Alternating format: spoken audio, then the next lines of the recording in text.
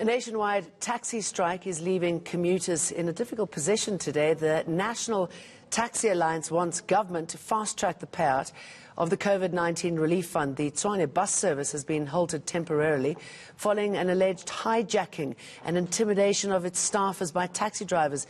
Manqoba Mchunu is in Alexandra and he joins us now live. Good morning. Let's start off firstly with that hijacking. Tell us what happened and how it's played out.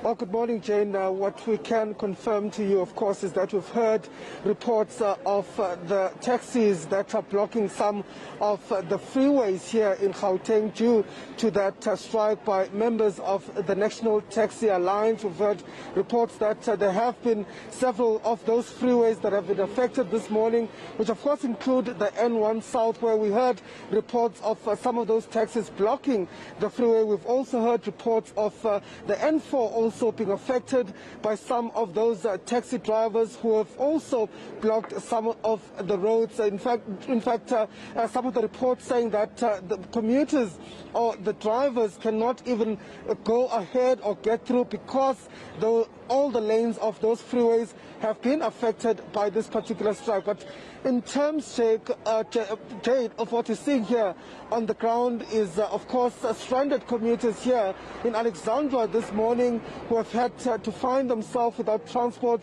due to the strike. In fact, I'm going to move out of shop and ask my colleague, Manqoba just to show you some of those frustrated commuters who today have had to try and find alternative transport due to the fact that they only learned this morning that there was not going to be any taxis here in Alexandra. And in fact, we've seen the taxi rank here in Alexandra also shut its doors. The taxis here are not operating, and in fact, most of the drivers that are here saying that they're also going to be heading to that march that is taking place in Pretoria this morning. So I just want to move, Jane, just to speak to some of those commuters, just to find out what it is or what their plans are and how this has affected them. Many of them running away, of course, fearing to speak to us. Baba, let's check, Baba. Strike lesson Petro Ganjadi. Benazo took one strike on charge. After David Chitun, after David Komanga this morning, but you're not strike after David Chit. Oh, okay. All right. The gentleman saying that they had no idea at all that there was a strike this morning. In fact, saying they only learned this morning. Baba Nkulumenawe, how has this strike affected you? Okay.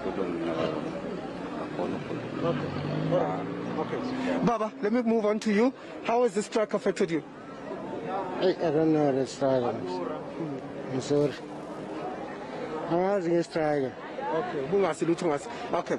The gentleman here also saying that he didn't know anything about the strike, Jane. Many of them are very shy of the camera and shy to speak on camera, but I can tell you that what we've seen here in Alex this morning are unprecedented scenes of people walking, some of them even hiking. We saw also similar scenes in Randburg where we saw some of those commuters that were stranded, that had to walk for distances, some of them even trying to stop us, telling us that there are no taxis at all. So in terms of what we understand, Jane, so far is that several routes have been affected here in Gauteng, which include Germiston and parts of Soweto, as well as taxis that would commute usually from Johannesburg to areas like Randburg, as well as Sandton and Midrand. These are all associations that fall under the Alexandra Taxi Association, as well as AMSA, which travels to these various routes. So certainly, Jane, we're seeing many stranded commuters this morning as that taxi strike, and the taxi drivers are expected to march to the union buildings as well as to the transport minister this morning. Let's leave it there. And I mean, if you look at those pictures, you wouldn't believe that we're living in a time of pandemic. I'd say at least 50% of those commuters weren't wearing any masks at all.